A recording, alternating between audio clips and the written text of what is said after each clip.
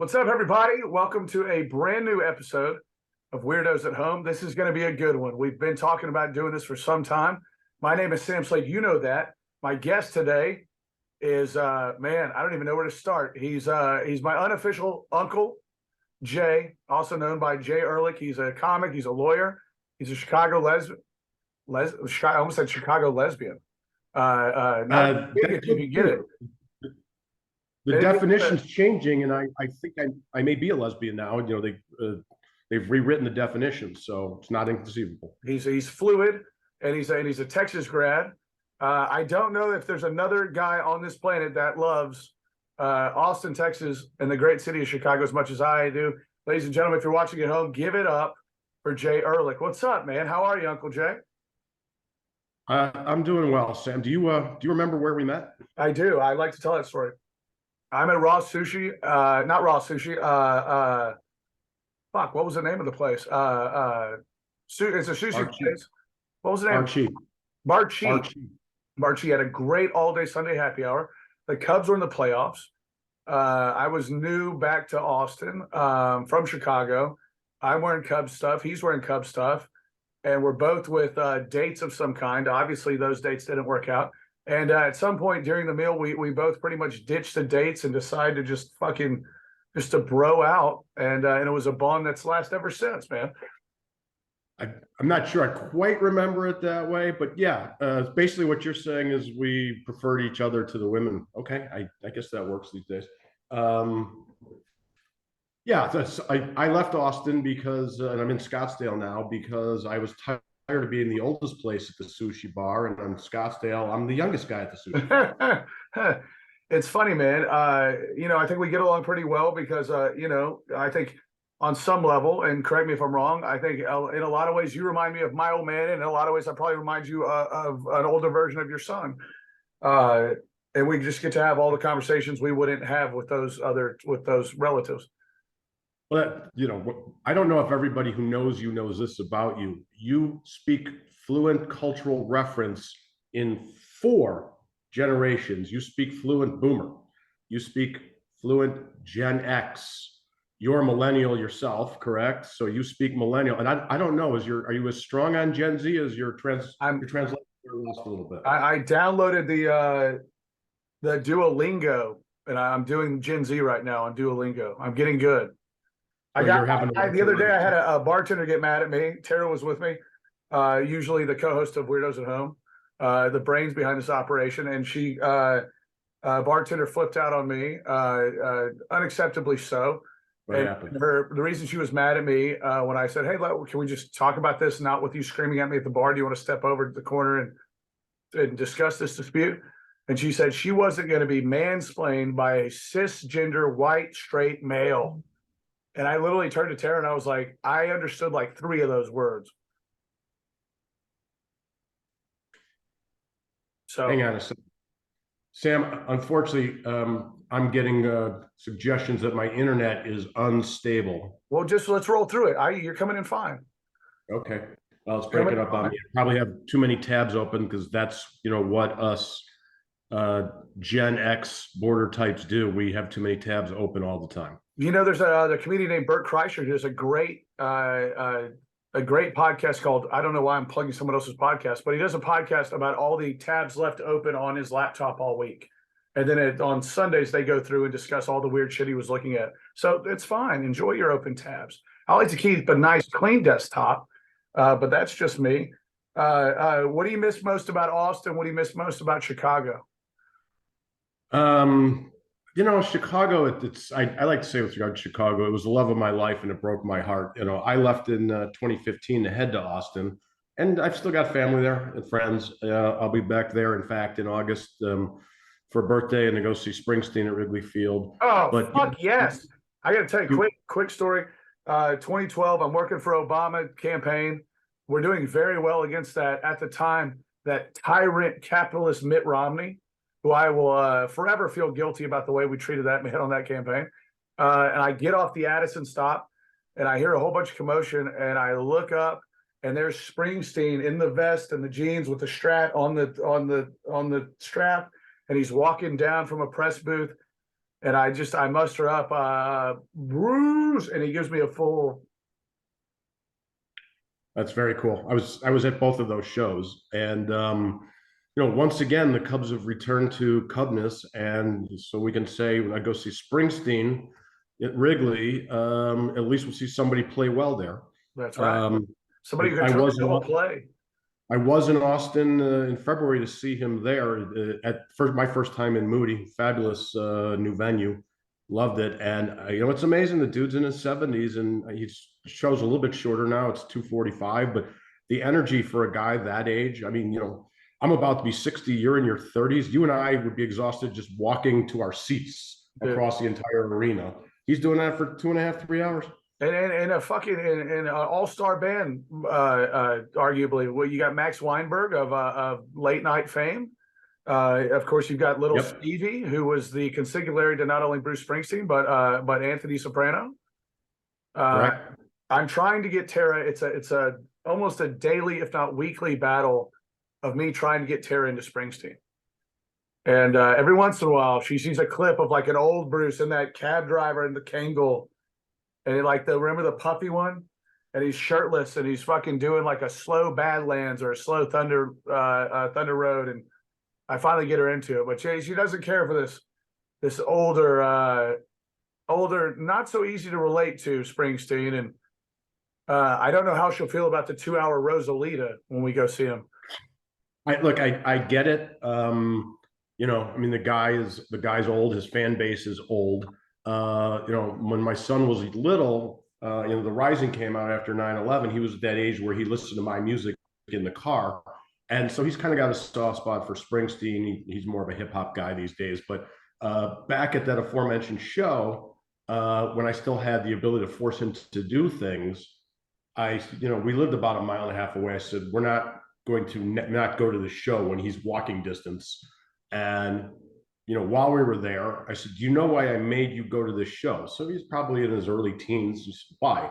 I said, because when I want you to have a measuring stick of the performance, when you go to see the people you like, whatever genre they may be going forward, you'll have an idea of this is the energy and the effort that was put through. Because most shows today are really, 1.5 hours, 2 hours, except for maybe, right? And nobody lays it out there like, oh my God, I live for Bruce and Little Stevie going back to back. Did you go to the show in Austin? I've never seen him live, man. Oh, you haven't? Oh, wow. When he was in Chicago in that 2012 show, I could hear it like it was on a record player out of my apartment window. And that was fucking cool. Well, one of the things that's amazing about any concert at Wrigley is if the weather's decent, and the acoustics are not great, but there's always such an energy. So it doesn't matter who I saw Paul McCartney there and it was really hot. He was already in his late 70s, put on an amazing show, for a guy at that age.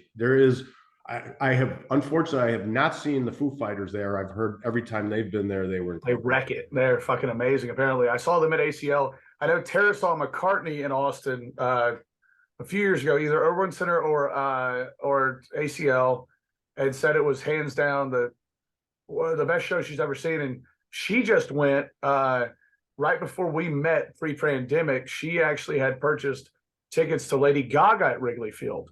Now that show got canceled like 3 years in a row due to the pandemic.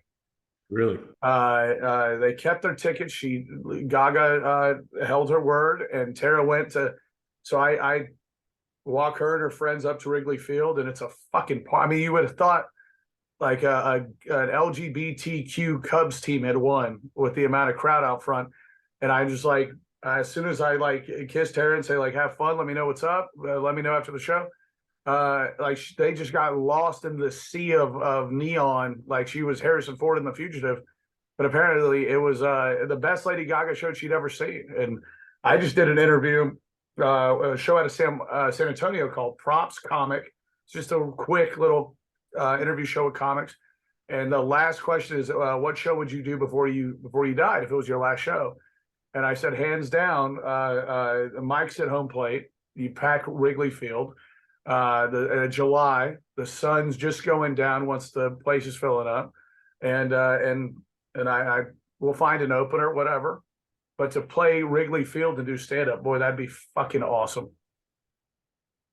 It's still one of a kind place. You know, having spent my childhood there and then having worked there. By the way, the greatest summer job you could have as a teenager or a young adult. I mean, for folks that don't, I mean, there's no folks that don't know you who are watching. You were fucking Ferris Bueller in the '80s in Chicago. I mean, there's an argument to be made that you have a lawsuit on your hands, counselor. Look, my senior year, which is a couple years before Ferris came out, you know, there's nobody more useless than somebody who's been accepted to college. Your eighth semester of high school. There's no reason for you to be there. And 3 days in a row, this is when the Cubs played all day games. I didn't cut school to watch. I cut school to go make money. Back then I was selling peanuts.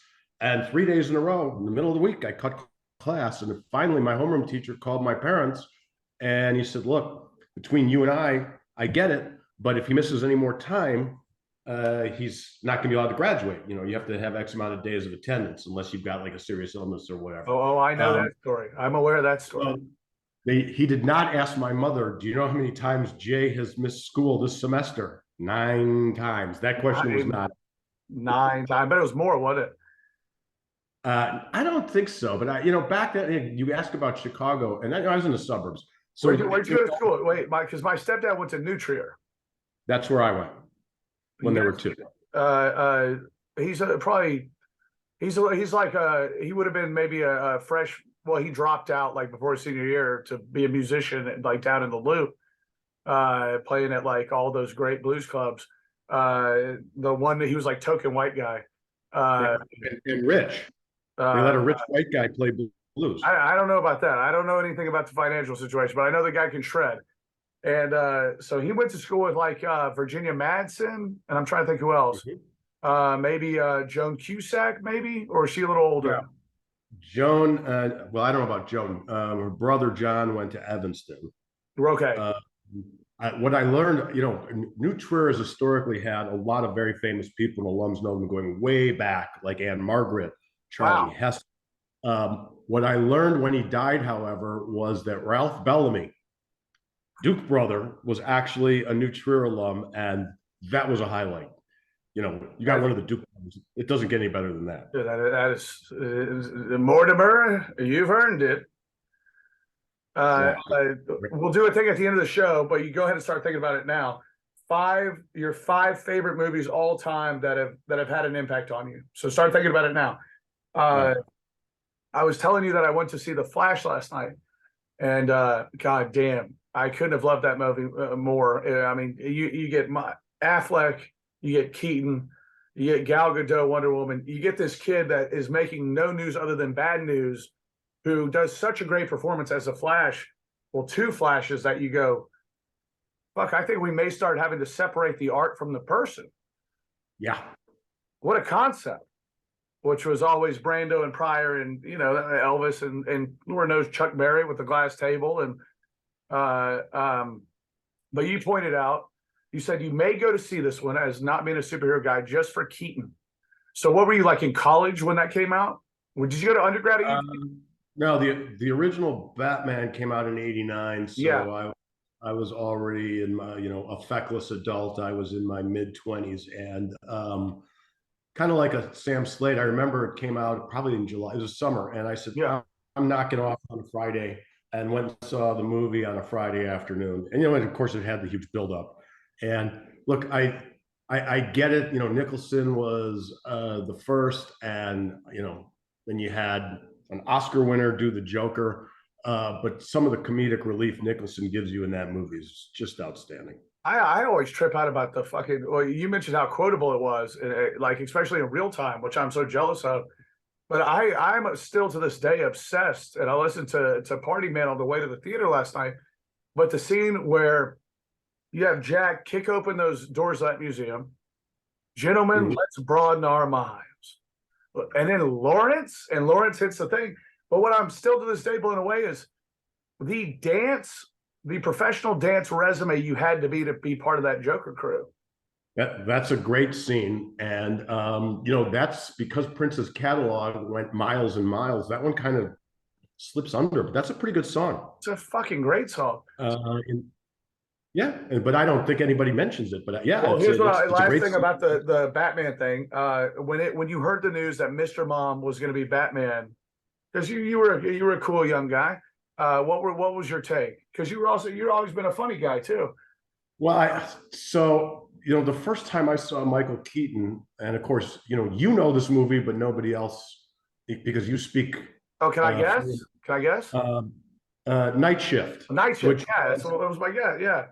which I saw at the theater that was in Dobie. It had already been out, but it had not been commercially very successful. And it was they were playing it like on a Friday night at midnight. And somebody said to me, "You got to see this movie." And I instantly fell in love with the movie and with Michael Keaton. And to me, even though he's had some serious roles at this point, there's always still a bit of him in the morgue in everything he's doing. And I guess to a certain extent, I know Matthew McConaughey is more of a serious actor, but you can sort of see the segue. Because frequently McConaughey's playing something, he's the smartest guy in the room, in the scene, or whatever. And yeah, so Michael Keaton has been a guy for me since somebody turned me on to Night Shift. I mean, it's one of my top 10 funniest scenes ever, where he's like, "Hey, sorry guys, the 8-track's broken." Bam, bam, ba, da, da, da, da. Sings to these kids the whole time. It's fucking hilarious. Yeah, and that was a staple in the repertoire. And I do think Norm Macdonald stole the note to self from Keaton in that movie with the tape recorder. Is Norm Macdonald in there?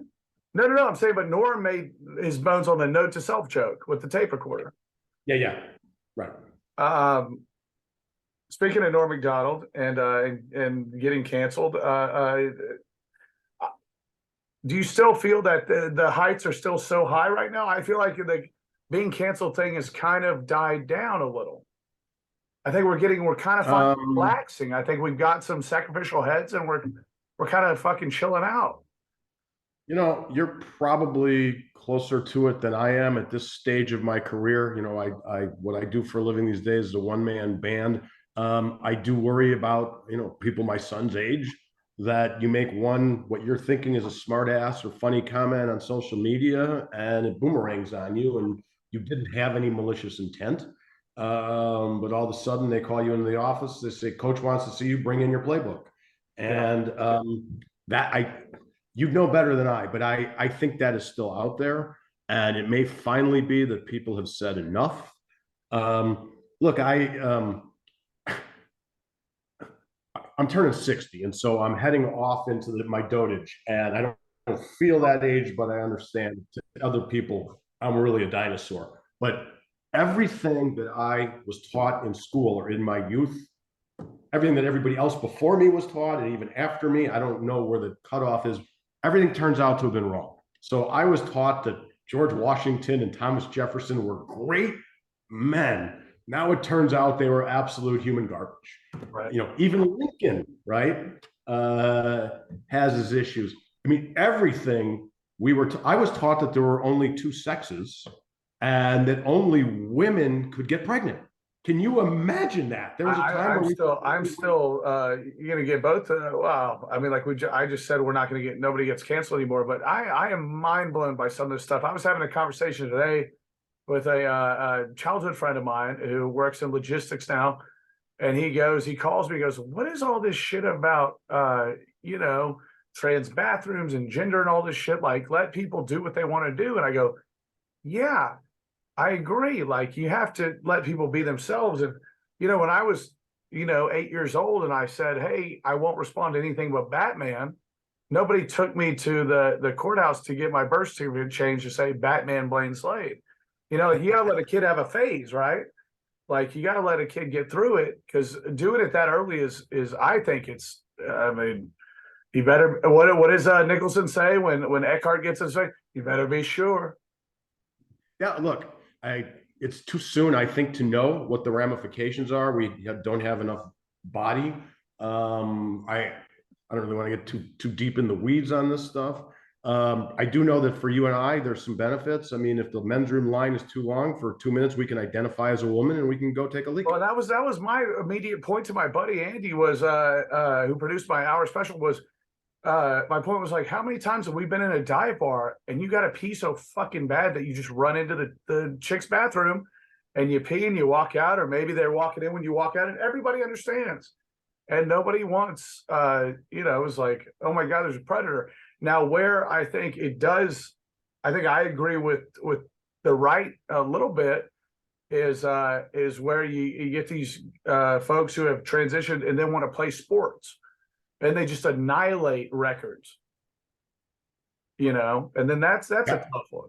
That's a fucking tough call, because you go like, back in the day, that would have been a Saturday Night Live sketch. You get a John Belushi or a Chris Farley, and now they are, you know, wrestling against girls or whatever.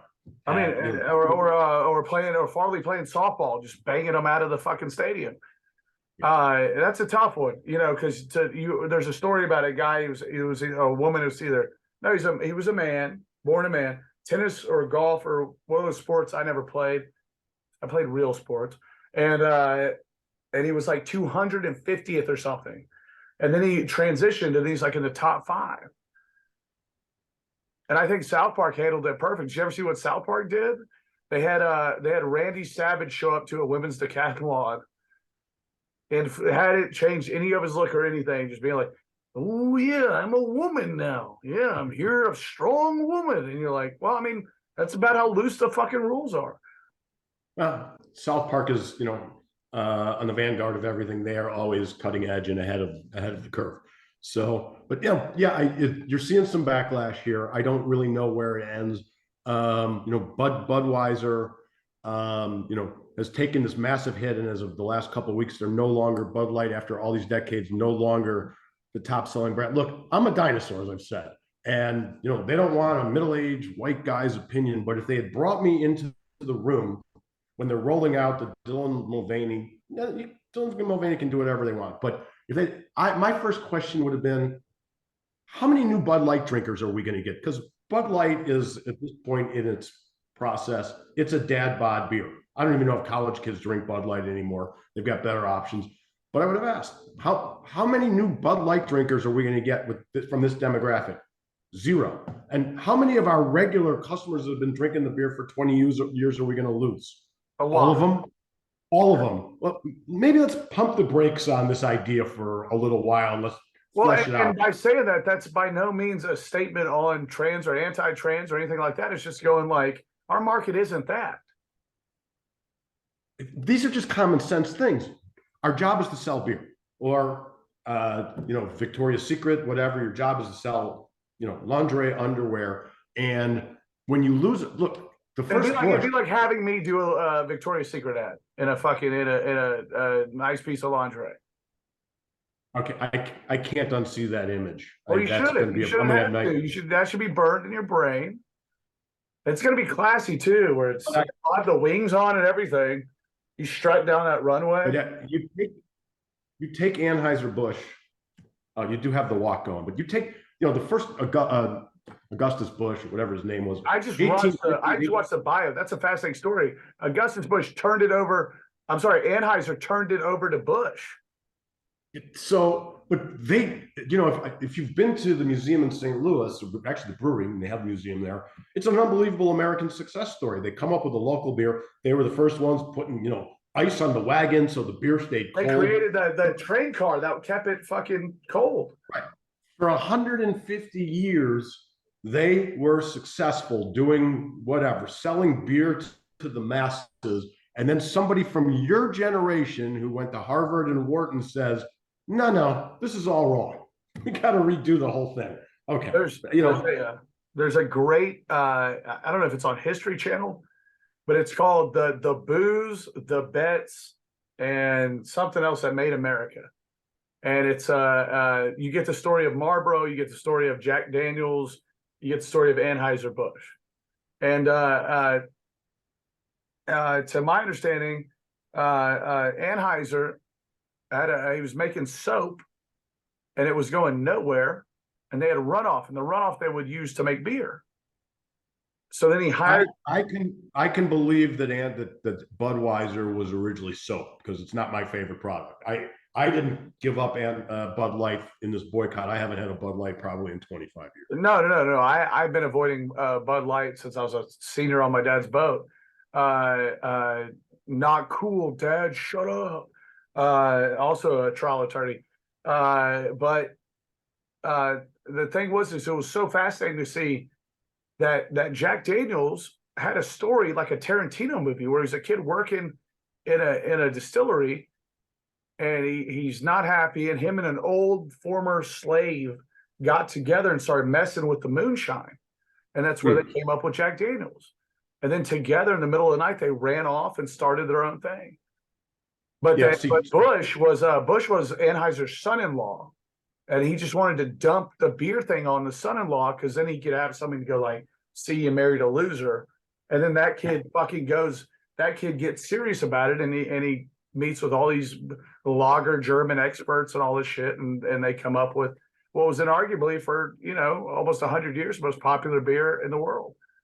See, Jack Daniels has not lost sight of who they are. They've leaned in, okay? So they are still, we're good old boys, white trash. We live in a trailer, and we build bonfires, etc. They've leaned in. They haven't tried to redo it. And probably more people ought to. I was at a bar a year ago, and this guy orders 5 Irish car bombs, and I'm thinking, what other ethnicity leans into the stereotype like that? That's just great.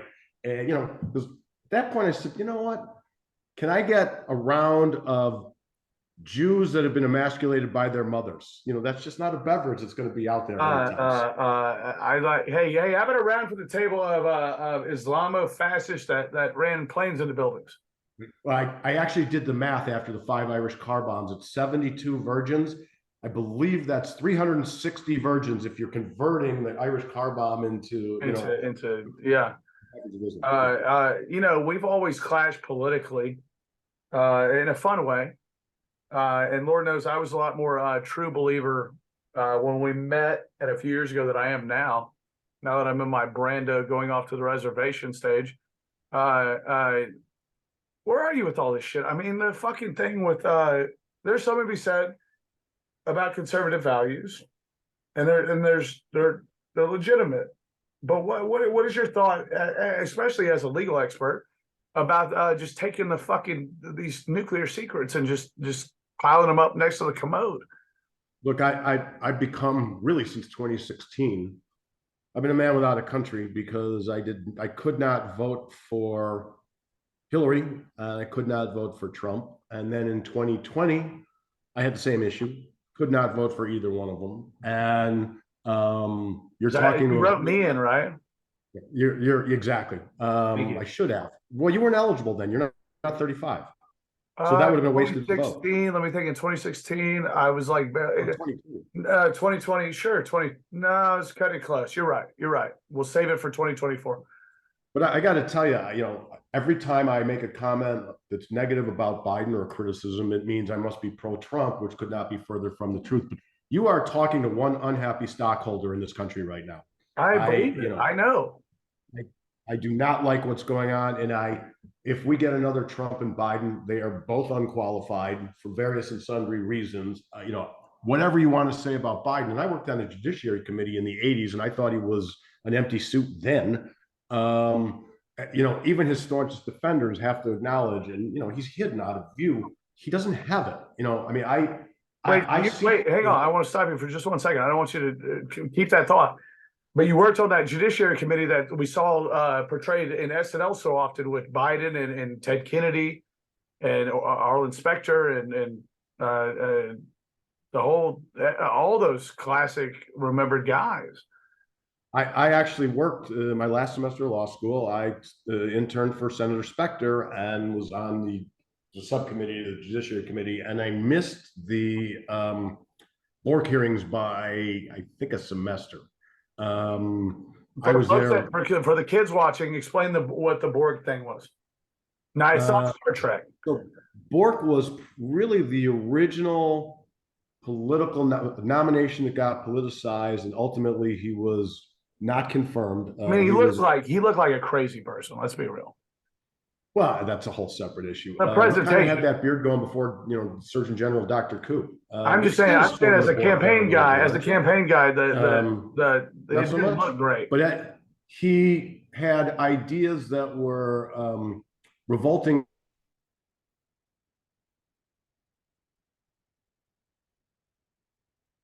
Of back alley abortions again, et cetera, et cetera. And ironically, the first Republican on the committee to go against Bork was the guy I ended up working for, Senator Specter.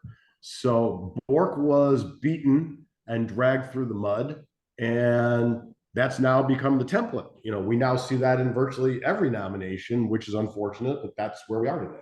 So, but no, I don't have if it's going to be Trump and Biden once again, I will not have a horse in the race. And you can write me in. My ideal situation would be this old blood is killing us on both sides, and I don't want to wish ill on any one of them. But if something was to happen to either one of them and or both, ideally, and we get two new people that the country doesn't necessarily know and isn't have the shit beaten out of their psyche about, well, that would be refreshing for everybody. Look, there is nobody, including senior citizens, that think that the age is okay for either, forget about the rest of it, that the age of Biden or Trump is okay. We need new blood, right? We are, everything's a mess. And, we need new ideas and we need new leadership. And I know you well enough to know, I bet you're so fucking annoyed with Gavin Newsom. He's awful. This is our next text message argument over the next 18 months. He does look the part, though, at least like in Hollywood, when they're casting the president, he looks like him, the hair, the color, the starch, all of it. Right? Sean, excuse me, Sean, please. I thought he fucked up Sean Hannity, but this DeSantis, I mean, if you don't go through this cycle, if it's not Trump, who do you back your horse with? Is it DeSantis? I mean, DeSantis made some very bold moves, but he won't make the move to say like what Trump's doing is, and you dodged it too. As a legal expert, I want to know what you think about the Trump case. I didn't look. It's what he did is horrendous. And the fact Thanks, guys. It's been Weirdos at Home. Thanks for checking. But it is problematic that they did not go after Hillary, because she clearly broke the law too, and they looked the other way. And I'm not saying that means that Trump should, I see the problem. We don't know where we are yet on the Biden, but related, it's been 4 or 5 years and his son has not been charged with anything. And at a minimum, we know he broke the law with stuff with gun licensing, et cetera. And so, it's a reflection to hear you say gun licensing and not Burisma, because the others, the right is all over the place trying to figure out what they want to charge Hunter with. Well, no, the Justice Department is controlled by his father, so they're not going to charge Hunter with anything. They're not fucking controlled by his father. Merrick Garland recused himself from the Trump case, and as a guy who had his parents escape from a concentration camp, it was awfully sweet of Merrick Garland to recuse himself on this deal. Do you really think that Merrick Garland or his department is going to bring charges against the son of the president? His boss? No, and you know why? Because there's nothing fucking there. Of course there is. I mean, there's enough on me to charge, but is it worth it to waste time and resources? And I'm everybody's favorite write-in candidate in 2024. Everybody's? I've talked to a lot of people. Everybody's saying. Name 20. Saying, name 20 people. Okay. See, that's how quick people get tired and go like, fine, we're with you. Have that Trump bravado. I saw his arraignment. I want to know what you think about this. I saw when he left the arraignment, he went to a famous Cuban restaurant, and his birthday was the next day. And I'm not bringing this at you as a Trump supporter. I just honestly want to know what you think about this for the spectacle of it all. And everybody in the room, it was obviously like busted, like local Cuban folks, were going. They started singing "Happy Birthday," and it was their version of "Happy Birthday" was just "Happy Birthday, Happy Birthday, Happy Birthday, Happy Birthday, Happy." And an old Jewish lady grabbed Donald Trump by the arm and said, I hope you have an amazing birthday, Mr. President. And he looks around the room and he goes, "Some birthday." And it was fucking hilarious. And he always gets me with his humor. If he wasn't so funny, I don't think he would have survived this long. He is pretty funny. He certainly knows how to perform, in front of a crowd. He's always had that. And so, it makes it difficult. Look, there's still more coming down the pipe. He's probably going to get indicted in Georgia. And that case is about, was that the I only need 1,123 votes. Yeah, whatever. So, and he can't keep a lawyer on payroll. They all keep quitting. Would you, if they called you tomorrow just for the spectacle and the life experience as a hired gun, like Pete Maverick Mitchell, but that wasn't his name in A Few Good Men, would you defend him? Well, in Few Good Men, he was Caffey in A Few Good Men. Thank you. I'm sorry. Michael Caffey. Not Michael. It was Jason Caffey. No, it'll come to me. But my favorite line there is grave danger. Is there another kind? Is there another kind? Yeah, that one always has use in real life conversation. I think the first time we met before the dates got so frustrated they left, we were already doing fucking A Few Good Men with each other. We were doing A Few Good Men. Yes, that's going to be our epitaph. Sam and Jay did A Few Good Men. I'm sorry. We were recreating scenes from the major motion picture. You have to. I can't wait for you to see Love and Death that you refused to watch that I was in, and I play an assistant DA, and I basically have the Kevin Pollak chair in the trial. First of all, you have more criminal courtroom experience playing that role than I do in real life. My criminal law experience is limited to self-representation pro se on speeding tickets. I've never done any criminal work. It's like my old man. Even if I was qualified to represent, there's no way, because he does not listen to his attorneys. That's the worst kind of client. You cannot do your job when your client will not listen to you. And same thing goes for campaign consulting. Yeah, but at least there you're in the background, and you're not going to go to prison. Right. I mean, look at the two lawyers that got called in front of the grand jury. They at the time they weren't doing anything wrong, but they're trying to represent their client, and all of a sudden they're hauled in front of a grand. Who needs that? So no, I'm hoping. Who needs that? You, Lieutenant Weinberg. It's interesting how he singles him out there, isn't it? Was that Kevin Pollak? Yeah, and I saw Kevin Pollak was on with Rich Eisen. He said, "Oh, how good was that? I made Tara watch that. How great was that?" It was great, but he points out that proves that Nathan Jessup, anti-Semite, he's going after, Weinberg, who's just sitting there doing nothing. But back to the campaign and Newsom and DeSantis. What we really need, in my opinion, is to have those two run against each other, and then the country can decide. Do you want to be Florida or do you want to be California? Because you don't want to be Florida. I don't want to be California. But that's really where we're going, right? That's the decision we need to make as a country. Which of those paths are we going down, right?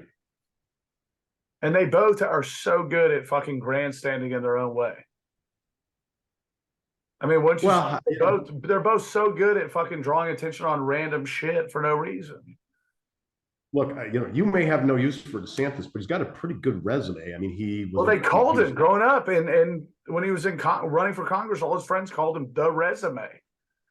Yeah, I mean, he was in Fallujah as a member of the J. Wasn't he? He was a JAG Corps guy, right? Correct. Or a guy like you, an adopted Chicagoan who doesn't like him, might just say he was a JAG, right? A huge JAG. There you go. Have you been explaining to people in Austin and other places in Texas what a JAG is? Yeah, it was. I don't think I know the terminology. I know is it an Air Force attorney? No, I'm not talking about military. I'm talking about in Chicagoese. Oh yeah, no, you know what a fucking jag is. Yeah. Uh, I just watched. I thought of you the other day, not because I mean indirectly. There's a Because season I'm Jag. recently of American Horror Story, and the very Evan, what's his name? The kid that played Dahmer, Evan, really great actor. He I played. saw that. He plays. It's a fictitious kind of twisted history tale.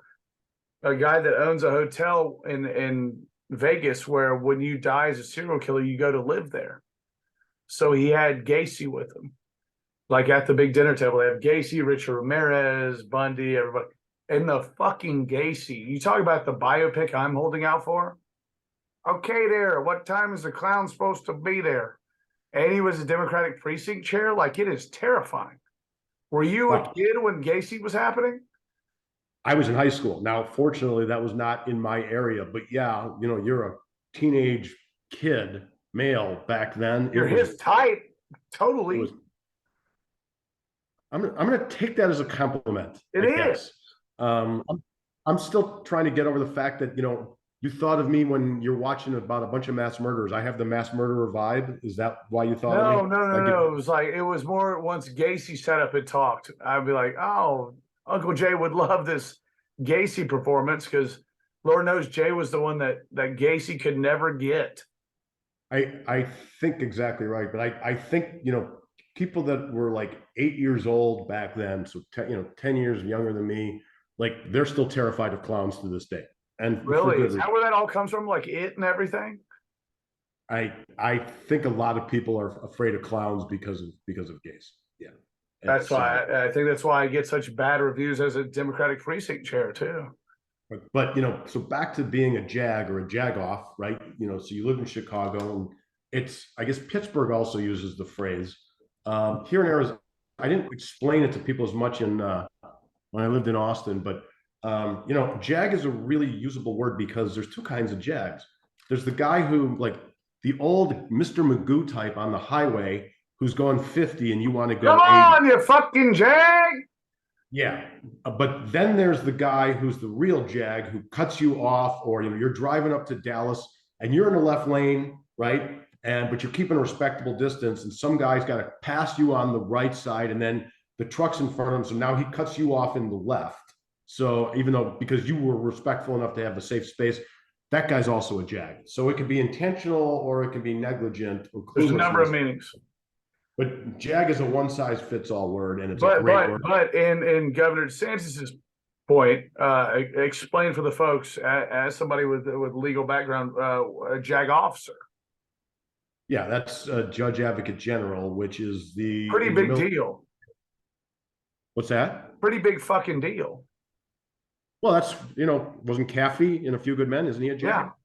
Yeah. Well, I think he was the baby. He was the baby JAG, right? Those are the military lawyers. If you've got a law degree and you go into the military and you're going to practice law, doing court martials and whatever, you're in the Judge Advocate General's place. Did you root for Jessup in A Few Good Men?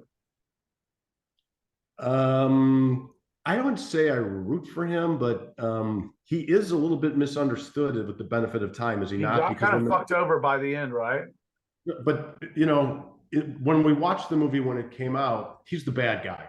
But now you understand a little bit. Okay, had some methods that maybe weren't so savory, but he had a good heart. I'm just kidding. So no, look, the movie still holds up, don't you think? I think. I mean, Tara. A couple of weeks ago, I was in New Braunfels doing a stand-up show at a theater, and our host dropped out last minute, and Tara had to host. And when she goes on before me, Tara does this amazing bit, and she public speaks, working at the nonprofit she works for pretty often, but never refused to believe that she's as funny as she is, and she's hilarious. And she goes up there and goes, sometimes it's hard to live with a comedian with an actor. And it's hard sometimes to get like basic chores done that they're dragging their feet on. Like sometimes you got to drop references they understand. So Terry goes like the other day I turned to Sam and I go like you know, the cat box it's upsetting right now where it's at. And I go, well, whatever. And she goes, no, the cat box is extremely upsetting, and somebody's dropped the ball.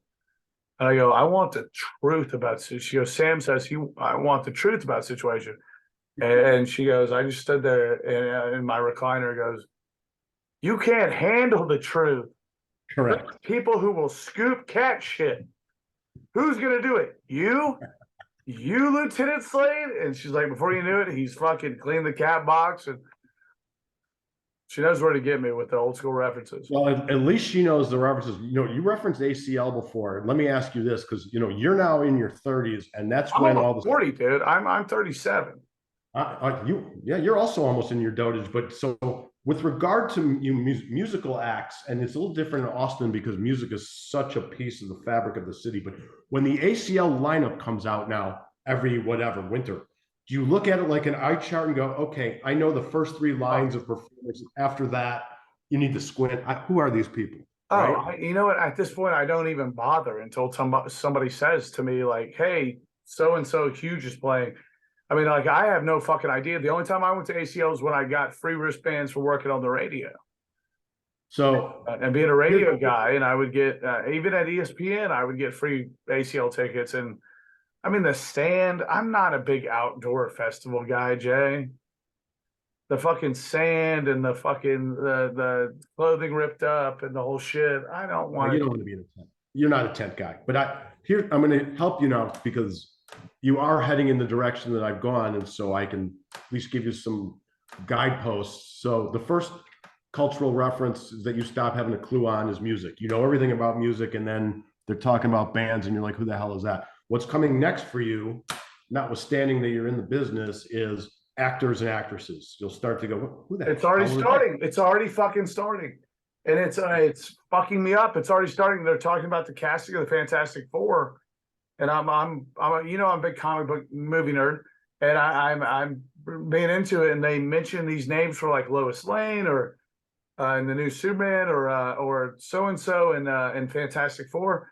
And I literally have to turn to Tara and be like, well, are we going with unknowns? And Tara will go, oh no, they were on season 4 of The Crown. They played the Queen's valet. And you're like, I don't have a fucking clue anymore. So after actors and actresses, the next one, which just started happening for me, is it athletes? No, billionaires. So the Phoenix Suns just got sold to a billionaire, and the family's from Chicago. I'm like, I never heard of the guys. I guess they compete with Quicken Loans. And like, when did I mean, I'm still busy in business and finance. I read the Wall Street. You're a hustler. When did I lose track of billionaires? So that's where you're going. Well, I think we can help each other out. We both keep each other in the loop.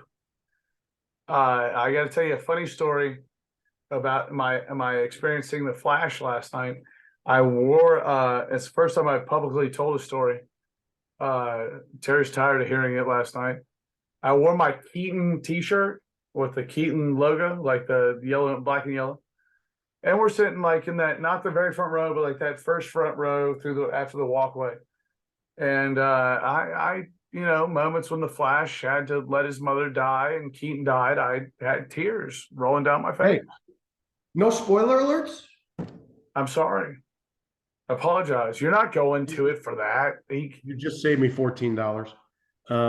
You'll see it. You'll love it. And Keaton's death is the weakest fucking emotional part of it. But so I hear these kids behind me, 3 teenagers, making fun of me when they can tell it's a very well lit movie. It's not one of these dark superhero movies.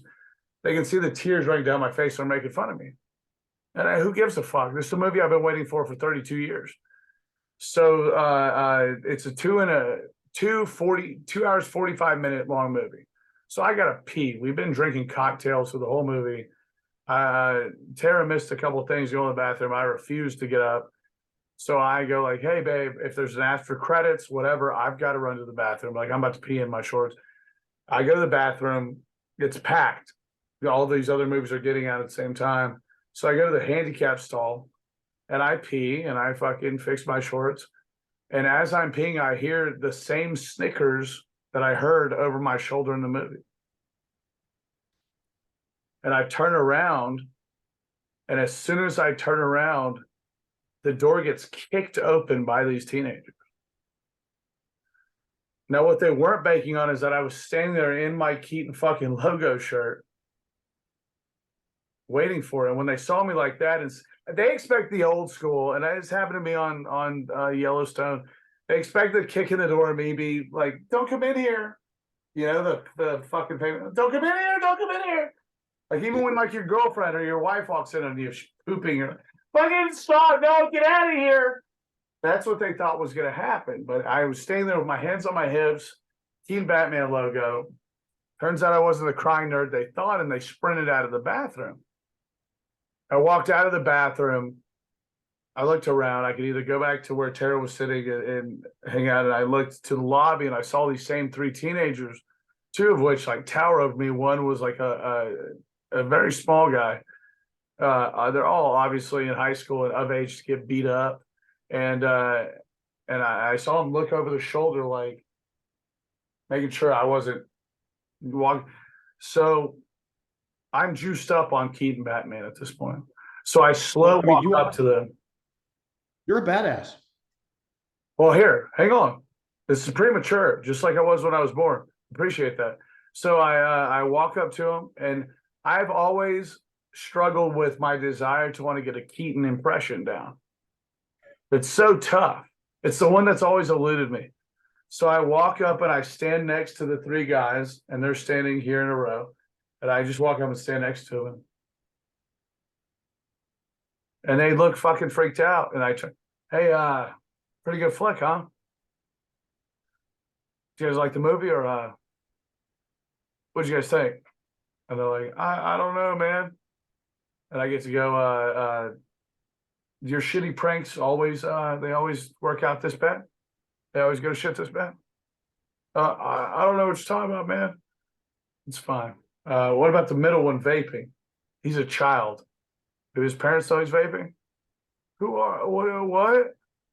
How old are you guys? Why are you asking us that? What time do your parents pick you up? And then finally, I got the fucking Keaton Batman moment where they turn to me and go, "Who are you, man?" And I get to go, "I'm Sam fucking Slade." And they fucking took off running out of the theater. Look at you. You are the vigilante avenging against upper middle class Austin youths. It's a beautiful thing. You did miss an opportunity, though, at the movie. You could have gone with the Sheldon Cooper Flash t-shirt. Yes. I lost my Flash t-shirt. Tara rocked all the crimson red. I just couldn't believe how great that fucking flick was. But speaking of flicks, I need to know the 5 flicks that are fucking you always put up top. It's, you gave me that a while ago. I know most people have to put The Godfather there, and I do love it, but I'm a Goodfellas guy. And so Goodfellas is, and this is not in order, this is more free association. Referenced another one already, Trading Places. Love you. The deep track Trading Place references I get from you are fucking incredible. Court of Blood technique. Actually, somebody that I follow on Twitter in finance, or as you say down there, finance, she actually put on her LinkedIn page that she had been a commodities clerk at Duke and Duke and worked on the Court of Blood technique, and actually got the phone in the limo fixed because the phone in the limousine was busted. Did what's his name? What was Aykroyd's name? Lewis Winthorpe. Yes. Did Lewis Winthorpe? Lewis got fucked over, right? Did he do anything to deserve that whole fucking plot? No, he was just went from being in the right place at the right time to the wrong place at the wrong time. But yeah, no, that's a great movie. And the Blues Brothers is not in the list, but the guy who plays the cop when Winthorpe is taken in with the Angel Dust PCP is also the cop in the first scene in the Blues Brothers. It's Frank Oz. from the he just died in the last couple of years, right? That's Frank Oz. That's the guy that was Jim Henson's partner. Correct. And so he was the guy who convinced Jim Henson, like, or we can make it funny. Yeah. Because Jim Henson wanted to be like, look at your life. And, you know, nobody wants to look at their life through the fucking puppets, dude. Here's one I'm going to give you in my all-time 5. One prophylactic, soiled. Yes. Oh, wow, now I'm having a brain cramp all of a sudden. The middle age, the early onset dementia is getting to me. No, you got this. So, well, I mean, I'll put Animal House in there while you do put Animal House up there? Yeah, so help me out now, because this is what happens when you get ancient. And by the way, it is Gummy Friday, but I'm not even observing at the moment, but I'm having a brain cramp all of a sudden with it's Bogart. Yeah, do you remember D-Day in Animal House? Yeah, we talked about this. He's the judge in the Love and Death show. Correct. I walked up to him. I don't know if I've told you, so I walked up to him and he saw me coming and he, let me guess, you want to know about Animal House? I was like, he must look so fat and fucking dumb. So you gotta. Yeah, so I'm having a brain cramp here still, even though I've seen the movie 500 times. With Bogart, Casablanca. Casablanca. Okay. I just read some fascinating shit about Casablanca that, like, half that shit was rewrite. And then a lot of it was ADR when he walks off. I don't know for a fact, but I've been told it was actually a B movie at the time, notwithstanding the cast. Really? What's that? That's fascinating. I don't hold me to that, but I've heard that before. And of course, it was Theo Epstein's uncle who wrote the screenplay. No way. Yeah. And Theo Epstein he was at one point our Luke Skywalker. He was indeed. I still owe you one more movie, right? Yes. All right, I'm going to go for one that these days is a little bit more obscure. Let's see if I can even stump the doctor here. Have you ever seen, it was a period piece that came out in the 80s, but it takes place in the 50s. Diner? Have you ever seen it? Diner is, is it Paul Reiser? Is it William Hurt? Paul Reiser, yes. So none of these guys was known when the movie came out. It's got Mickey Rourke, Ellen Barkin, Paul Reiser, Daniel Stern. And it was couples hanging out at a diner, right? It's dudes. It's a dudes movie. What is the other one I'm thinking of that feels like that with Goldblum and William Hurt and? Oh, that's The Big Chill. The Big Chill. They're kind of similar, right? That's crap. No, Diner's a brilliant movie. Bullshit. Yeah, you'd love to. Have you seen Diner or no? I've never seen Diner. No, I'll check it out this weekend. Well, one of the things about period pieces, I think, you tell me, I think they hold up better because they're not reflecting the time the movie came out, right? I mean, the movie was filmed in the early 80s, late 70s, but it's taken place in the 50s. So what was going on doesn't become dated. It's already by definition, dated intentionally. You're already going into it going like, yeah. And in fact, I got my nickname in college from that movie because there was a beefy guy who ate the whole left side of the menu and his name was Earl. And, the movie was pretty popular, amongst the fraternity set back then. And so, he walks out after having eaten the whole left side of the menu. And you were never a fat kid? No, I was always underweight. No, you're always a fucking stud. Well, I don't know about that either. I was. I'll post a picture. We got pictures of you at UT. So you were at UT before McConaughey, correct? Yes. What are your thoughts about McConaughey these days? Over the top, up his own ass? Well, I mean, he's around. I literally never saw him in Austin. For me, what's not to like? I mean, you'd know better than I would. He seems incredibly genuine. Is that fair? Or is that I think he absolutely does. I somehow have never met him. And that is amazing. I've actually, right pre-pandemic, Tara signed me up to be in a McConaughey impression contest at Spider House that was packed, and he was supposed to be there. I don't know what happened, but they heard the tape, and they were literally like, "You can't be in this." And I was like, "What? Why?" And they were like, "Because you're going to be a guest judge playing him." So I rock this shirt and the whole time, all right, here's what you got to get. When you come out here to Spider House, make sure that you have Jay Ehrlich with you in your heart. All right. Dude. All right, all right. Now, here's a good question for you. Best college human mascot, because I think it really is one of two. Human it's either mascot. Texas with McConaughey, Okay, or it's okay. USC or it's USC and Snoop Dogg, right? Yeah, and then I guess Bill Murray tried to kind of do University of Illinois. No, his son was. It doesn't count though. No. Ever I told you my Bill Murray story, by the way? No. So it's more fun for me because Bill Murray went to the Catholic school, Loyola, which literally was around the corner from the New Trier campus that I went to. Okay. And many years ago, I was taking some golf lessons in San Diego. It was a public course, but it was, it's pretty exclusive. And so I'm on the pro range taking lessons. And because Bill Murray's a celebrity, instead of being where everybody else is hitting balls before they go on the course, he's where we are. And I'm standing in the same spot for 15 minutes, and but I'm guessing is maybe his kid and his kid's buddy. And they're probably his kid coached that team in the national championship this year. Exactly. So the kids get bored, and now they go into the sand trap, but at their age, it's not a sand trap, it's a sandbox. And I hear him say,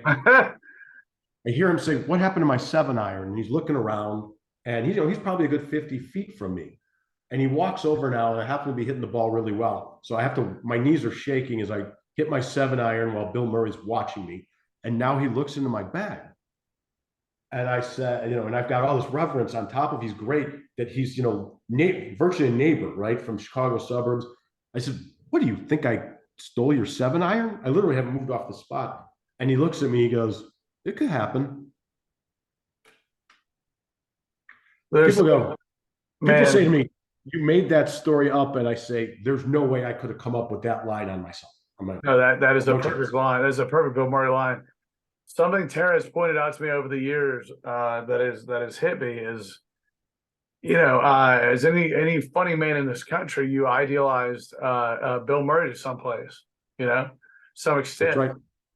And at one point, I'll tell a story I've never told on this podcast. We're at House of Blues downtown Chicago. Tara and I are. And the pandemic's like kind of winding down, kind of still going on. Chicago handled it better than Austin did. And we're there, and I go up to the original Blues Brothers band is playing that night with Donald Duck Dunn, Steve Cropper, like the original. And my stepdad played with some of those guys. But I walk up to the head singer and the front man, I don't know who it was. I go, hey, I want to propose to my lady. So they play a whole big number, bring me on to sing with them. Kimber, I wish we may sing like Everybody Needs Somebody to Love together, and I'm up there. At the end of it, they bring Taryn up, and I propose. I don't have a ring, so I just come up with this that night. First chink in the armor, Ted. You didn't bring a ring to the proposal. So she comes up there, and I get down on one knee, and I ask her, and the band goes off after she says yes. And then pretty soon after that, the singer's like, well, where's the ring, man? And I'm like, oh, it's back at the hotel. It's right across the river, back at the hotel. And as soon as we get outside, I'm like, there's no ring. It's not at the hotel. And her lesson, the only way she knew how to get through to me was, do you want to be Bill Murray? Crashing parties with kids you don't know? Do you want to be like in your 60s and your 70s or your late 50s and just be like running up on other people's shit because the people who love you don't want to be around you? And I was like, no. She's like, well, don't pull shit like that. She's all, Danny Aykroyd would never done that. The flip side is the engagement, it's legal advice for you. It's not binding because there was no consideration offered, no ring.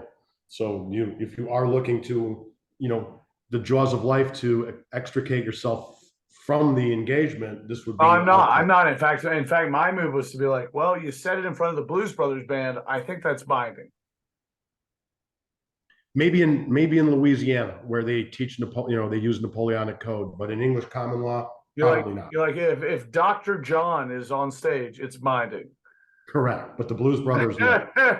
John Goodman, Jim Belushi, and Dr. John, and the Radiators. I got to ask you something. Do you remember the sitcom Jim Belushi and Keaton did in the 80s? They were like maintenance guys. What was the name of it? It rings a bell. Fuck, I don't know. It was like they were competing against bosom buddies. It was like one season. Was it any good? No, it was one season. How bad you have to be in the 80s to be one season? And the thing is, in this new Batman movie, there's a scene where he comes to help Flash, like, do whatever, and he's wearing that same moving 70s fucking onesie maintenance guy outfit. Like, so you will appreciate it more than anybody. Like, whether you give a fuck about any of it at all, the Keaton stuff, it's almost like Keaton playing to his entire career. When they meet him, he has long gray hair and a long gray beard. Mm-hmm. That show does ring a bell. I'd have to define the name. I know. It was called Working Stiffs. Yeah, I can't say for certain I've seen it, but it sounds familiar. There was also a great show that only lasted one season in the 80s that had Jason Bateman, and it was absolutely brilliant. It was called It's Your Move, and he's a high school guy, and his mother is divorcing or divorced, and she's dating the guy. I don't remember the actor's name. He's with Marcy on Married with Children. What's the name of that? Oh actor? Yeah, Ted. What's his name? Yeah. So they're each other's nemesis. Jason Bateman doesn't want this guy around his mother, and he's wonderful. He's kind of a loser career-wise, but he's still pretty sharp. And so it was each one besting or winning every episode. It was a chess match. That sounds so fucking fun. It was really, really funny, and it's very 80s. But in fact, you may have even heard of. He invents a band, and you can't find a real band for the school dance. And this became kind of iconic. They were either the Dregs of Society or Dregs of something like that. And that became a catchphrase for a long time. That's really the guy that played the main prosecutor on the Love and Death show that I did that you won't watch. It's on my to-do list, Mitch. Didn't I think your lady friend watched it and loved it? She's liking it, and lady friend. Wait, you said she? Yeah. Now we're back to the gender conversation. She's she today. Tomorrow she'll be. She's all she. She's only had one down her entire life. For the record, I've never seen you with women that I wasn't like, holy fuck. Having an way to put that. Having an endless supply of cocaine is, a way to accomplish that. Particularly, don't get me jealous in this era of fentanyl. God, do I miss cocaine? No, but in the prosecutor, the main DA was Mac Aston, who I'm sure you remember. He was on Facts of Life. His dad was John Aston, the original Gomez Adams, and also the Riddler. Yes, and his mom was Patty Duke. Right. And that was my mom's favorite growing up. But it was fascinating to have him turn in that big courtroom setup and turn and be like, it was crazy. And we're like, what? I don't know. It's like our first big thing. He'd be like, to have Halloween and your dad ask you, should I be the Riddler or Gomez for your friends? Wow. Isn't that that's so great. He was the Riddler that added the long cigarettes holder. I don't remember because there were two Riddlers back then. It was what's his name was the first one, the really, really awesome one. Frank Gorshin. And Gorshin told CBS, give me my money, to which they go, we don't have to, we can just call fucking John Aston. Right. And John Astin like walked across a hallway from the Addams Family set to the fucking put on the onesie. And his brother's Rudy. Yes, that's correct. So no, I live in a building these days where a lot of the people are half my age, and you've called me Uncle Jay, and there are people in the building that call me that, and I'm trying to. Hey, I was first. Other than maybe any biological nephews you may have. Wisdom is really what happens when you've been a blithering idiot for a long time and you finally realize do this in a different way. That's truly what wisdom is. And I'm now explaining, and you may know this now about yourself. When I was 25, I had no idea that men were idiots. Did you know that at age 25? At 25, I think I just knew I was a fucking idiot. Okay, I didn't know I was either. And true conversation. No, I knew I was. Yeah, but I didn't know I was. But I was at well, you'll know the place. I was at a culinary dropout here in town, Sure. same as they've got at the Domain, and I'm with a young guy. He's a great guy. He's a dentist. He's already doing very well. He's killing it. And I said, all men are idiots. And he says, no, I'm not an idiot. I'm intelligent. I've got a good career. I go, let me show you. And knew many of the bartenders. First one walks by. Woman, probably about his age, very attractive. I don't remember what her name was. Says, I got a question for you. Are all men fucking idiots? And she looks at me like whatever her answer is, she's going to piss us off. She doesn't want to answer. I said, let me ask it to you this way. Do you have a guy who's like your best friend? And she says, yeah. I said, is he a fucking idiot? She says, 100%. Okay. So you're not. And I'm trying to help these, young guys really, get out of their idiocy and segue it to where you are. That's the next step. You're at the get off my lawn phase of your life, right? Oh, I definitely am. Man, I have a hard time relating to dudes my age.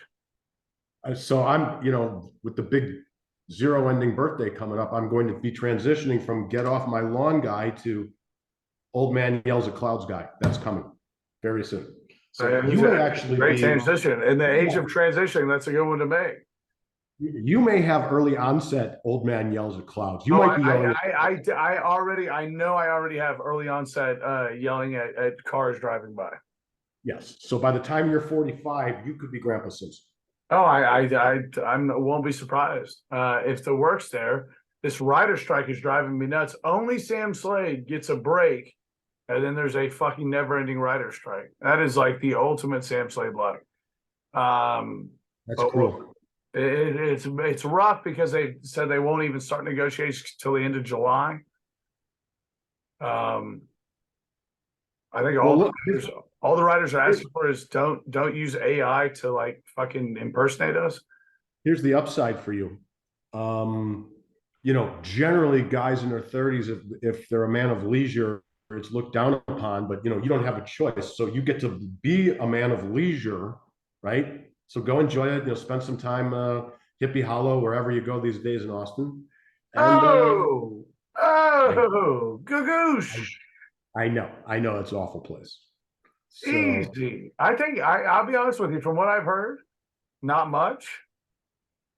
Go to Barton Springs. Other than text messages I get every day, I think a lot more chicks there these days. Go to Barton Springs. You're a man of leisure. Go hang out. Put your speed up. I've got a female partner. We're looking to build an empire together. You know how you see like every once in a while you see these.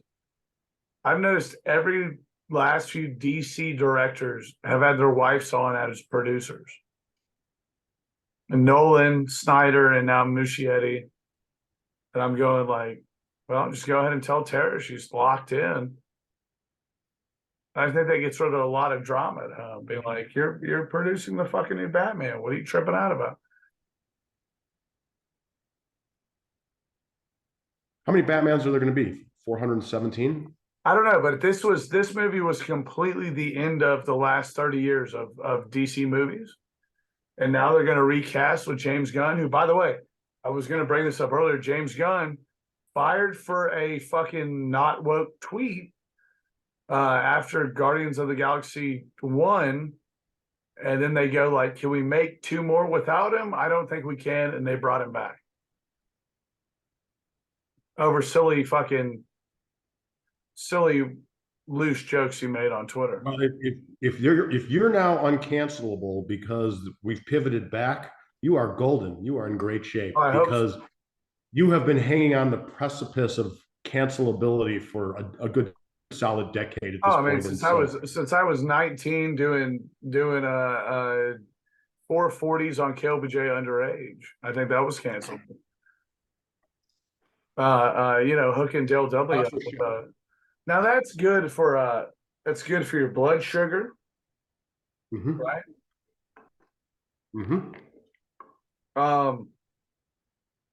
I can't wait to get you down here to do some stand up with me. I'll be in Tara's Native American almost completely, and Lakota. That's what this is, and she's taking me to Sundance, to which everyone I've told is gone. The film festival? Do they have something of yours? No, it's a Native American ritual festival week in South Dakota in the Badlands, where it's hard work, and the tribe goes out, the men of the tribe go out, find like a 30-foot tree, dig it up, bring it back. So I will be token white guy, Marlon Brando style. So we're doing it about a month. So I've got a month to get it full Brando fucking. And when you win an Oscar, you've already got somebody to accept it for you. Absolutely. That's great. I'm hoping she will. I'm hoping she'll be my Sasheen Littlefeather. That's a deep reach on the reference there. That's impressive. I have to, because I'm going to be there going. I went back and I got really into Brando on Cavett, because Brando doesn't give a fuck what Cavett's responses are, and Dick Cavett will be like, "Well, Marlon, you've got a new film out, and you're also very active with the Native American community." Mr. Cavett, I come to find out that film isn't just it's early. The life is too. And Dick Cavett's like, okay, we're gonna take a commercial break. Who's your old school favorite actor of that time? That one I think is probably pretty easy. Was Brando a queen at your by the time you guys grew up? Were you like, oh, Brando, gross? He was already, basically he was a fat, gross dude. But no, my all timer from that era is Steve McQueen. He was a badass. Totally. He was such a badass. I don't think anybody has touched it even close yet. He was amazing. I put this in my 5 movies. My all-time favorite war movie is The Great Escape, which has one of them way before I was made before I was born, I think, or when I was a little kid. But it's got everybody. It's got Richard Attenborough. It's got James Garner. With Clint Eastwood and fucking. No, not Eastwood. That's 22. No, it's got Charles Bronson, not Eastwood, and Bronson and Steve McQueen. Was just that. It's based on a true story where POWs tunnel out of a German prison camp in World War II. And in fact, if you've seen Once Upon a Time in Hollywood, and I'm sure you have, don't cry in front of the Mexicans, man. They do an homage to The Great Escape, and they get it letter perfect. It's a famous scene where Steve McQueen is going to go over the tripwire. He wants to see if there's a blind spot in the guard tower. So yeah, it's Steve McQueen, James fucking Garner, Richard Attenborough, for my generation. That's the head of Jurassic Park. Charles Bronson, Jim Donald, Donald Pleasant, James Coburn. Yeah, just stacked. It's stacked. Great movie. Man, almost too many action. I mean, it was almost like The Expendables. Yeah, it's on the long side. So if you're going to make the investment, you're going to have to clear out part of the day. And this is like The Longest Day. Back in the 60s, they made these really long movies because people didn't have anything else to do. And they had longer attention spans. And you would fucking go to them and love them. Right. What am I thinking of? Is it Catch-22 I'm thinking of with fucking? No. Catch-22 is the movie's not as good as the book, by the way. You're thinking probably of The Dirty Dozen, which is not. Alan Arkin was in Catch-22. No, I was in it. I was there. I'm the only dude my age that does Alan Arkin, by the way. You're the only dude my age who does it. Alan Arkin. Do you think we'll get any more good walk-in movies? I don't know. How old is he now? Let me see real quick. Pacino just had a baby at 83. Well, he didn't have the baby. He, was a he had a so Walken is younger than Pacino. Walken's 80. Pacino's 83. Yeah, I can't recommend procreating at age 80. Baby's going to be without a father. Oh, yeah. Oh, he's Uncle Jay. Yeah. I do him. He has the same name in Son of a Woman as my grandfather, Frank Slade. So my Pacino is Frank Slade. He's blind. Remember? Here's what I think. Yeah. This kid, Jay Ehrlich, yeah, he got in trouble, but we ain't gonna let him go down for this. And they go, Mr. Slater, you done? Oh, Your Honor, I'm just getting warmed up. Yeah, gotta represent you. My client, Jay Ehrlich, a UT student. Yeah, go along. Hook 'em horns. Yeah. The youngest man in America dropping impressions and scenes from Scent of a Woman, ladies and gentlemen. You got that 37-year-old Stan Slade. Nobody in my generation ever knows that movie. Nope. Tits, boobies, breast. Yeah. I like the way they look. I used to like the way they look. Yeah. No, what's a movie that's already that resonated with you in your youth that's already dated and ancient? I mean, I think Goodfellas I can say that for. I can say that about A Few Good Men. Nobody my age knows The King of New York with Walken. It's very disappointing, but a lot of people my age haven't seen Godfather 1 and 2. Heat. A lot of people my age haven't. They don't know Heat. They're making a sequel or a reboot of that movie. Are they really?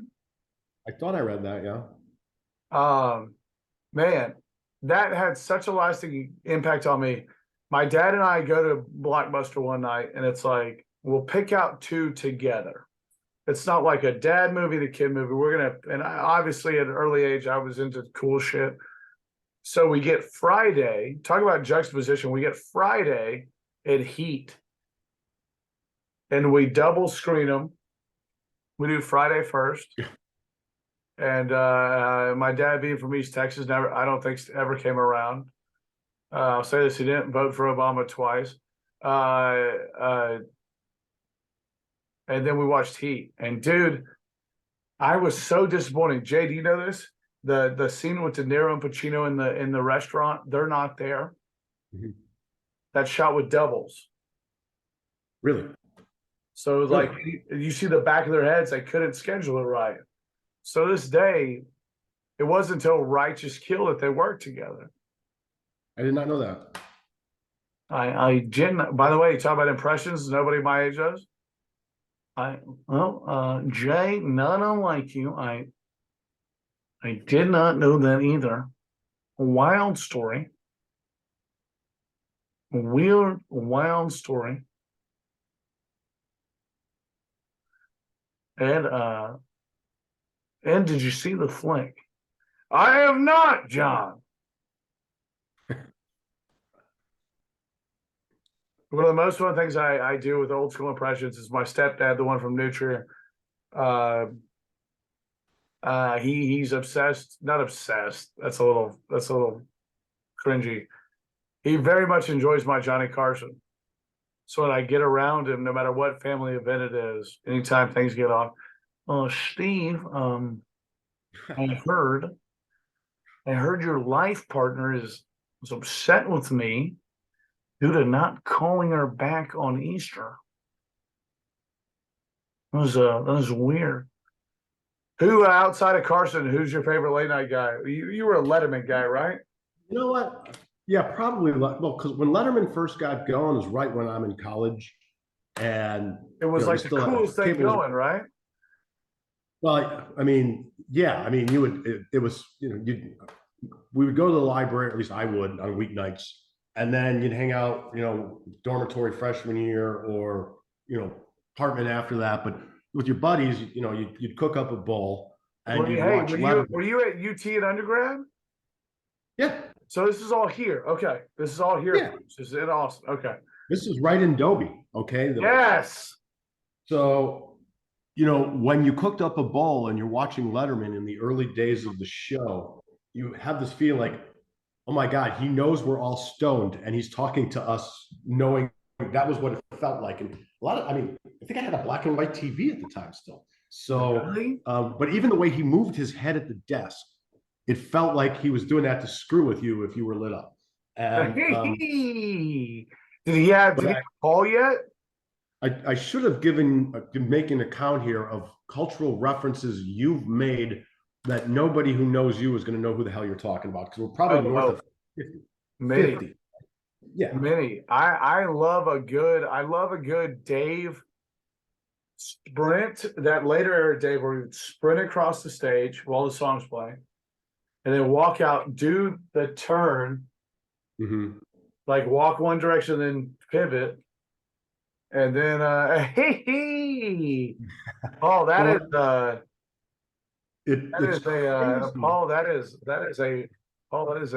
wild one, Paul. It's crazy that the stuff they did was so simple, especially nothing tech. Like, he would call somebody on the phone and you would go, that's genius, right? Or he literally had like a landline, like the roto dial. Right. They would drop food from the 5th story building. The watermelons off the fucking top floor. Yeah. And you're like, hey, that's really funny. It's stupid, but it's really funny. It was that amazing thing that I think in the 10 years later in the early 90s that Farley and Spade and Rock and all those guys did was, what can we do that we're not supposed to be getting away with? And to me, that's always like the funnest fucking comedy when you're of the right age. Did you grow up on SNL? Did I watch it? Yeah, growing up. Yeah, well, so it's funny. The cycle for SNL for a long time, I don't know if it's true anymore, because I get the feeling nobody really watches it. But the cycle was, before high school, you watched it because you couldn't go out, right? And it's cutting edge and irreverent, and you're stuck. Then you're in high school and college. Then you're in high school and college, and you're busy doing other things, or even in your 20s. And then you get married and you have a kid, and now you're back at home on a Saturday night at 10:30 Central Time, and you're back to watching Saturday Night Live because you've got a 1-year-old. You're not going out, right? And so that's how it works. I haven't really watched it probably in 15, 20 years, but if you're going to ask me my all-time Saturday Night Live favorite character, nobody else would have this one as their favorite, but John Lovitz as Tommy Flanagan, the pathological liar. Yeah, I've got other wives too. Terry Garr, Sigourney Weaver. Yeah, I love that character. All kinds of beautiful wives. He basically, that Santos Congress guy that John Lovitz played him on. I saw the clip on Jimmy Fallon. He's basically playing his own character, playing Santos. Yeah, pathological. Santos. That's my favorite character. I'm shocked you that Lovitz was your all-time favorite. The character was my all-time favorite. My all-time favorite performer is probably Phil Hartman. Oh, here, let me get to. Your Honor, I'm not familiar with your time and your world. When I hear little voices out of my box, I get terrified. I'm scared. But what I do know is when my client trips in front of a Dwayne Reeves on an icy sidewalk, after being warned, he is entitled to no less than $3 million punitive damages. That's pretty close. They do, and then they'd have, it would always be Dana Carvey as a juror. Your Honor, we don't need to deliberate. E-Rock's words are as true now as they were in his own time. That's correct. You had to love that. My old man loved fucking Caveman Lawyer. That was a great sketch. Now, how about can you do Phil Hartman doing Bill Clinton? Oh,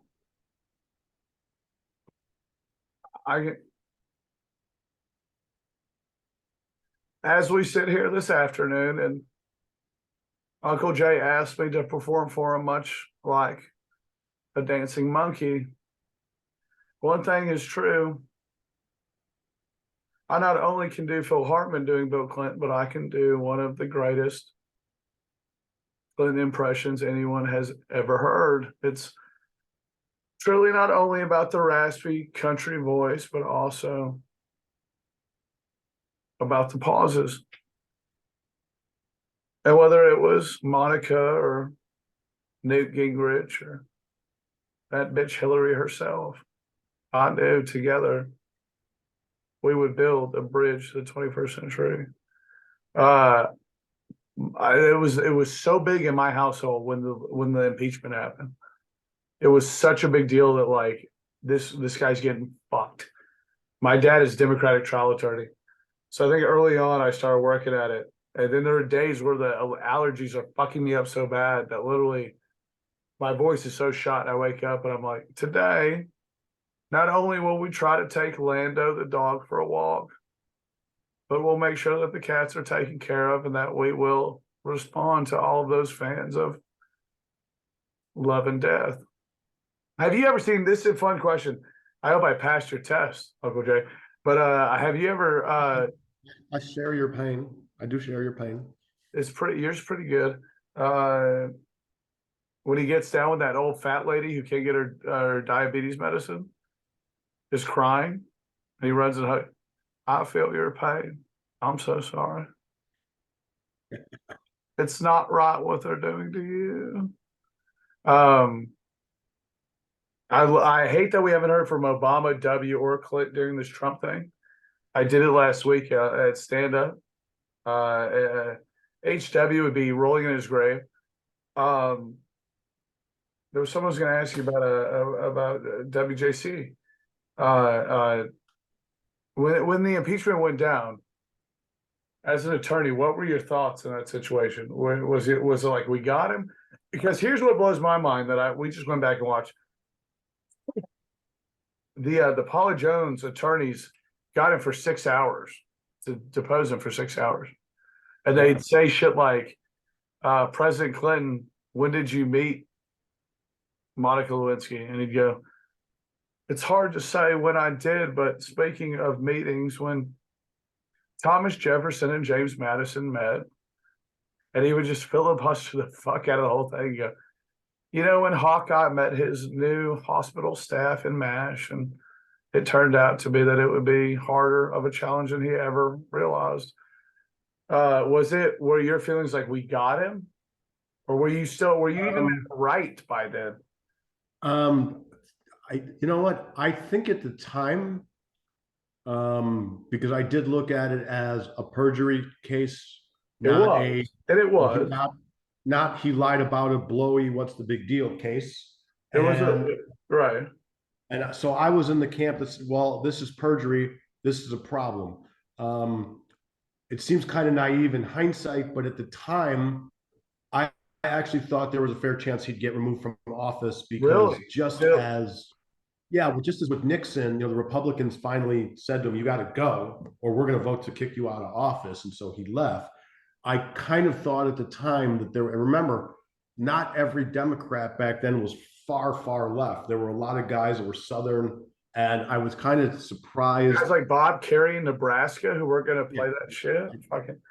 But that set the template going forward, which is getting removed from office is virtually impossible because your own party is not going to cough up the votes to get to 2/3. You think so? You think we'll never have that Nixon moment again of when all those senators went to him late at night with Barry Goldwater and we're like, I don't think you will, and I think it's still pretty likely that the House is going to impeach Biden. And what we're now going to have, I think, going forward for eternity is when the party in power in the House is the opposite party of the president, they're going to find reasons to impeach. That's now going to be impeachment will now be every other summer will be impeachment summer, hot impeachment summer. Correct. I mean, to me, it's a matter of time. They're going to impeach Biden. Is he going to be removed from office? Of course not, but they're going to do it. I would think. I'd be shocked if they don't. We'll see. Hey, no malarkey, man. Come on, man. He does. I can't argue with anybody. When you see him walking, you're like, yeah. Oh, he's old. But he's got his insurance plan. He's got Vice President Harris as his insurance plan. So well, and she has not been. I'll be the first to admit, for you, especially you here on camera, boy, she has not been the LeBron James we all thought she would. I don't think anybody thought she was LeBron James except maybe you. Okay, maybe I had a crush. That's not a big deal. Let's fucking back off me, huh? No, I think we did think. I think a lot of Democrats did expect her to be like a powerhouse, and more of a powerhouse than a weaker Al Gore. All you had to do was watch her presidential campaign for the nanosecond it lasted to realize that she was an empty suit. I look. There are really only three people. Yeah, but wasn't that Biden when he got picked? I mean, Biden was polling at +1.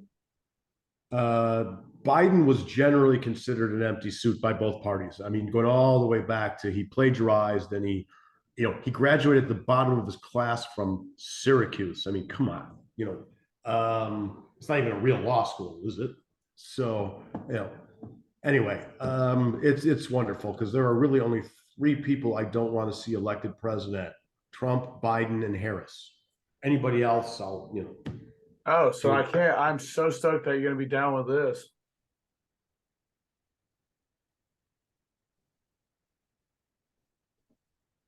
Is that your psycho killer? Uncle Jay, do you like Huey Lewis and the News? Oh, they were great. They were great. When their first album came out, Sports, I couldn't quite get into it.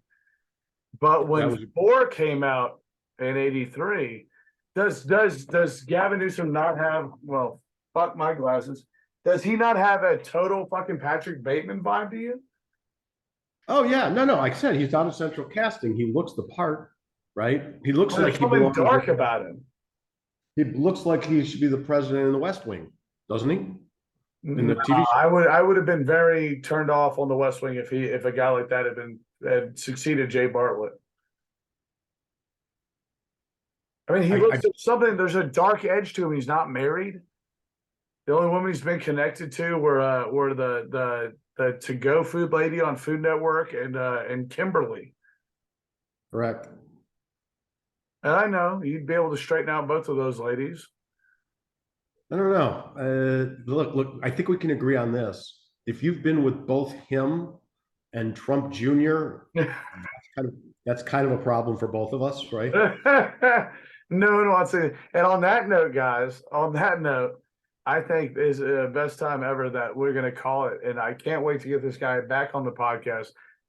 Jay, thank you so much for coming on, man. I can't wait to see you in person, have a drink, watch some Cubbies baseball. I will be down there at the end of July. Not sure I'm going to have time to get on stage with them. I'm going for somebody's having a birthday party. They rented a boat on Lake Austin. Well, we'll make time to get a drink and get a bite. All right, sounds good. Hey, thanks for having me. I love you, man. You're the best. Say I love you too. I said you're the best. I love you too. There it is. All right, you can edit that. Home, folks. Jay Ehrlich, thanks for tuning in.